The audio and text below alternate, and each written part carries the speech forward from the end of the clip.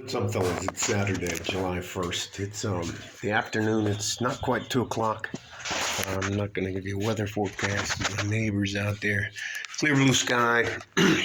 Nothing too crazy going on. A little too warm to be outside. So, anyways, I'm sitting here about 35, 40 minutes ago, and I get this text. Hey, coach, I need to come by. And his name's Rudolfo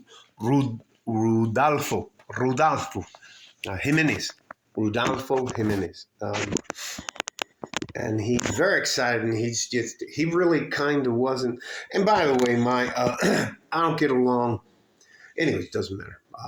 My wife is off in Juarez with her family, having a great weekend. So I'm here very happily watching the fights and doing whatever I want to do, which is like, anyways, all that to say this.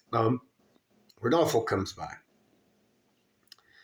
and he pulls up in this fucking insane 4x4 GMC. I don't know if it's a GMC, but it was called a Raptor. Whatever Raptor is, he just was. He gets out, he's got nice clothes on. Now, he's been working like a dog. He's 23, and he's been working since he was 17 and a half. He lied and said he was 18. He's been working in the oil fields in Odessa, in Midland, and evidently, I don't know if I'm going to say this right, but some of it's called wildcatting, or it's dangerous work. I know it's very dangerous work, but they pay very well, especially if you can figure it out and do the work right. It's maybe 5'7" at the most, 160, 175 pounds, and he was jumping. He wanted me to share. Listen, he wanted to be a UFC fighter, and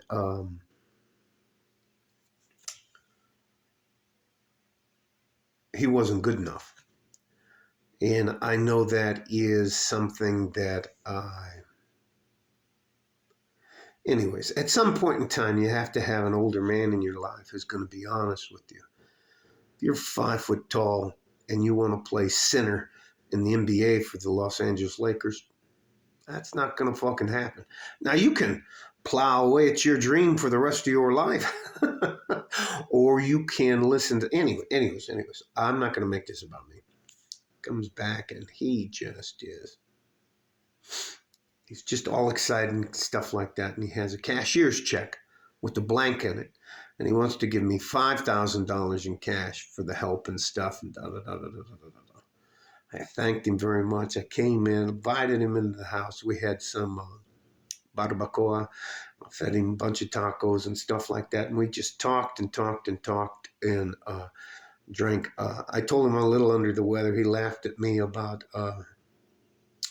Montezuma. Montezuma. I got in a fist fight with this Mexican guy named Montezuma, and he whooped my fucking ass. I'm still paying for it a little bit, but that's here and there. And he wanted to give me a check for $5,000, and I wouldn't take it. And there was kind of here's the other thing, young men. There are those of us out here who are just trying to help you. And what we did is we found a caveat, a way forward together. But he looked a little upset, like, I think the first words out of his mouth, what, my money's not good enough for you? And I was like, no, I just don't need it. I want to thank you for that. My time.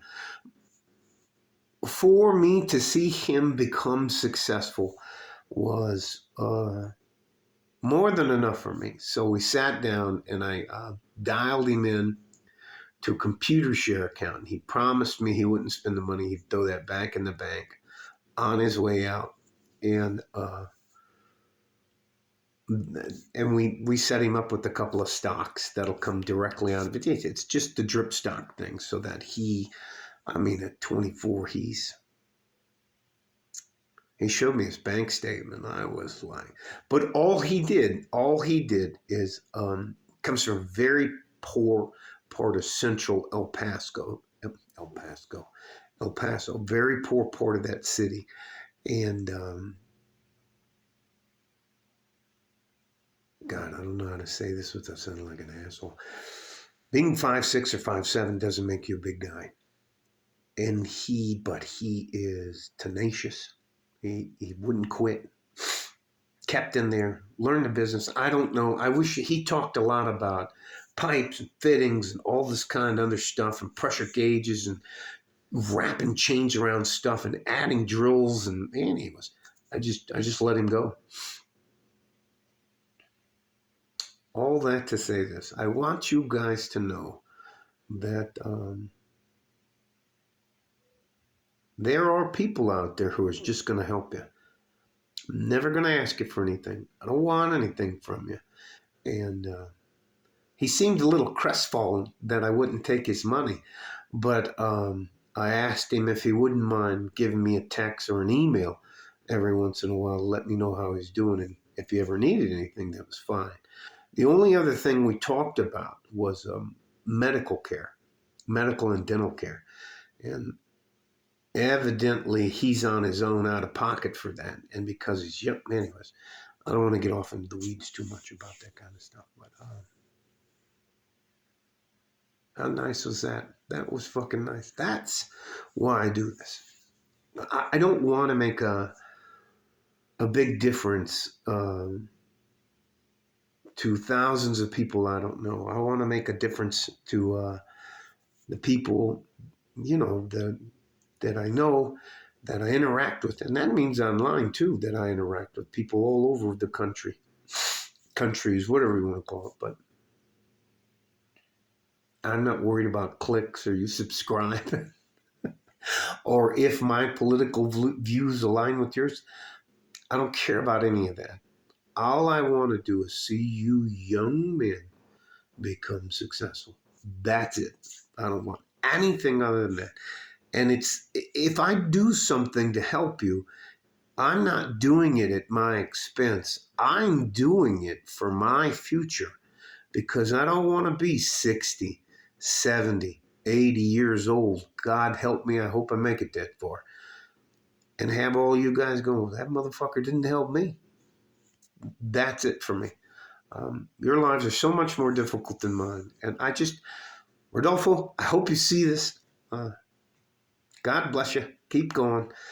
And the other thing we had a long talk about is how popular you can become when people realize that you have money. So we talked about that. We talked about, I'm going to show you one of the books I gave him. I gave him a copy. Now, he doesn't get my copy. I keep a couple of these books here. Oh, no, where'd it go? There it is. Yeah, here it is. It's the Richest Man in Babylon. I gave him the book, but I can't tell you that before he came back and saw me today, we had a pretty rough talk because, he was very unhappy that I wouldn't lie to him and tell him he could be a UFC champion. And that's not to say anything bad about him at all, but look at the different path he took and how much more successful he is without getting punched in the face, without getting his arm ripped off. I'm very, very, very satisfied. Man, hey, I'm going to take you out to lunch. I'm going to do this. Again, gentlemen, 10% of everything you make is for you to keep for the rest of your life. You don't owe any of us older men a goddamn thing.